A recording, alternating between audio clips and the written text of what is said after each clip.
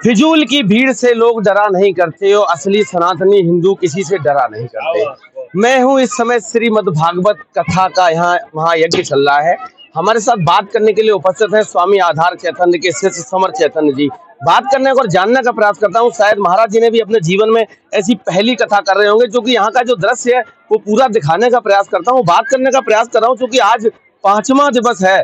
किस तरीके का माहौल है यहाँ आप देख सकते हो। एक बार कैमरामैन से कहूंगा दिखाए, सारे लोग यहाँ उपस्थित हैं। अभी कथा की आरती हुई है और आरती के बाद का ये पूरा दृश्य है और प्रसाद को वितरित किया जा रहा है। महाराज जी, सबसे पहला सवाल आपसे ये है कि आज कथा का कौन सा दिवस है? आज इस कथा का 5वां दिवस है। भगवान कृष्ण के प्राकट्य दिवस की यहाँ पर कथाएं चली। भक्तों ने बड़े भाव से, बड़े स्नेह से कथा को श्रवण किया है, क्योंकि भगवान कन्हैया हमें कर्म से जोड़ते हैं। कर्म करने की प्रेरणा हमें कृष्ण देता है। जीवन के संघर्षों से कैसे लड़ा जाए, ये जन्म लेते ही कृष्ण ने हमें सिखाया है। कृष्ण के जीवन में जन्म लेते ही पहली चुनौतियाँ ये रही कि जन्म लेते ही मौन रहना है, अगर शोर हो गया तो कंस मार डालेगा। तो भगवान कृष्ण ने कर्म विषम परिस्थितियों में अपने आप को कैसे स्थापित किया जाए, ये जन्म लेते ही हमें सिखाया है। और भगवान के कर्म पे बात करें तो भगवान जब तक संसार में रहे हैं, कृष्ण जो है हर एक शक्ति से समाज के उत्थान के लिए, धर्म की रक्षा के लिए लड़ता रहा। महाराज जी, ये व्यास की गद्दी है और इसी गद्दी पे बैठ के जिस तरीके का पूरा कार्यक्रम चलता है, श्रीमद् भागवत कथा के जितने भी उपदेश हैं, रामायण के, गीता के, सारे उपदेश दिए जाते हैं। आप लोग भरसक प्रयास करते हैं समाज को सुधारने का और उनको संदेश देने का। क्या वास्तविकता में यहाँ से बैठकर समाज को सुधारा जा सकता है? श्रीमद् भागवत कथा का, रामायण, गीता, भागवत, वेदों का जो उद्देश्य है, तो समाज के उत्थान के लिए, आने वाली पीढ़ी में शिक्षा और संस्कार कैसे बढ़े, मूल जो इसका बात है उस समाज को नई दिशा देने के लिए है। और लोग इससे प्रेरणा लेते हैं, उनका जीवन बदलता है। यही वो व्यास की गद्दी है जहां से आजकल के शास्त्री लोग अपने उसको, माइक की बात करूं, हारमोनियम की बात करूं, चिमटा की बात करूं, इस तरीके के नृत्य करते हैं। अश्लीलता का माहौल पूरा पैदा हो जाता है पूरे श्रीमद् भागवत पांडाल में। क्या लग रहा है, ये सब चीजें सनातन को आगे बढ़ाती हैं या फिर सनातन को नीचता की तरफ ले जाती हैं? देखिए, श्रीमद् भागवत का जो आख्यान है, जो कथाएं हैं, वो हमें सादगी और शालीनता के लिए होती है, मानव उत्थान के लिए होती है। कोई भी व्यासपीठ अश्लीलता के लिए नहीं बनाई गई है। ये तो लोगों के हृदय परिवर्तन के लिए, नई दिशा कैसे दी जाए, जीवन कैसे जिया जाए, अपने कर्म के लक्ष्यों से कैसे लड़ा जाए, ये संस्कार, जीवन क्या है, जीवन जीने की कला, ये सिखाती हैं।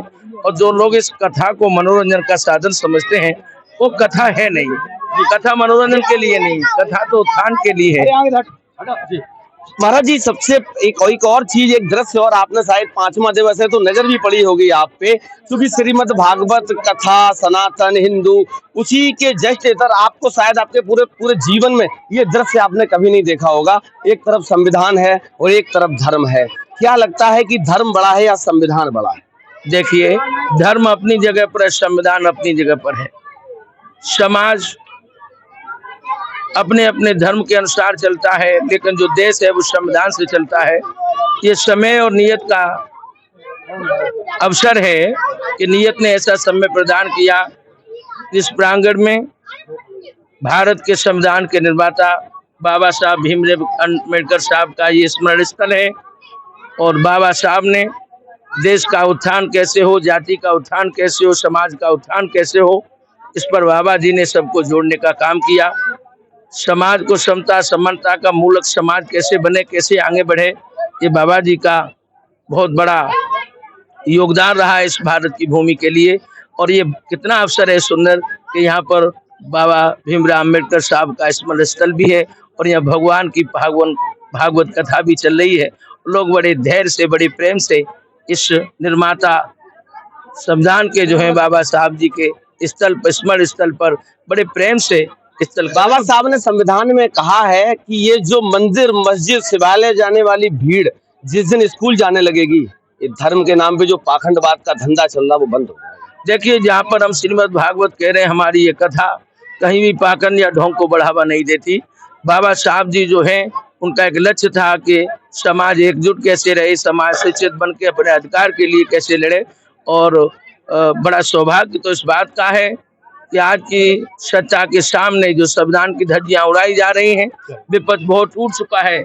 लेकिन इस कड़ी में हमारे आप सबके नेता अखिलेश यादव जी बाबा साहब के सपनों को आगे बढ़ा रहे हैं, संविधान को बचाने के हक की लड़ाई लड़ रहे हैं। तो वो नौजवान जो हैं वो समाज में आगे आए हैं।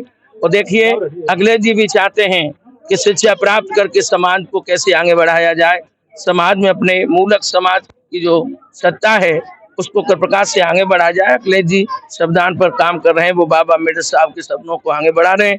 और हमें लगता है हमें और आप भी सबको उनका साथ। अगर रामायण की बात करूं तो रामायण में एक चौपाई है जिसपे बहुत ज्यादा राजनीतिक विवाद रहा, ढोल गवार शूद्र पसनारी सकल ताड़ना के अधिकारी। क्योंकि अगर रामायण की बात करूं तो बंटवारे की बात करती है, संविधान जब कहता तो संविधान कहता कि आपसी भाईचारा, हम भारत के लोग। तो दोनों में क्या अंतर महसूस? देखिए, जितने भी शास्त्र हैं उसमें समाज भाषा का प्रयोग हुआ है। समझने का अपना अपना अलग अलग नजरिया हो सकता है। मुझे लगता है कि तुलसीदास जी की रामायण कहीं कोई विवाद नहीं है, हमें समझना होगा। तो ढोल गमार शूद्र पसनारी की बात है, ये शिक्षा से जोड़ी गई है और हमें शिक्षा से इसको जोड़ना चाहिए। आजकल की जो शास्त्री हैं, लड़कियां हैं, अधिकतम आपने देखा किस तरीके की अश्लीलताएं चलती हैं। शुरुआत होती है व्यास गद्दी से, पर उनके बहुत सारी चीजें निकल के आती हैं। तो क्या लग रहा है, ये सब अधिकार है महिलाओं को व्यास गद्दी पे बैठ के कथा कहने का? शास्त्रों के अनुसार जहाँ तक हमने पढ़ा है, विद्वान मनीषों ने कहा है, शास्त्रों में कहीं भी नारी को व्यासपीठ पे उपदेश करने का आदेश नहीं है।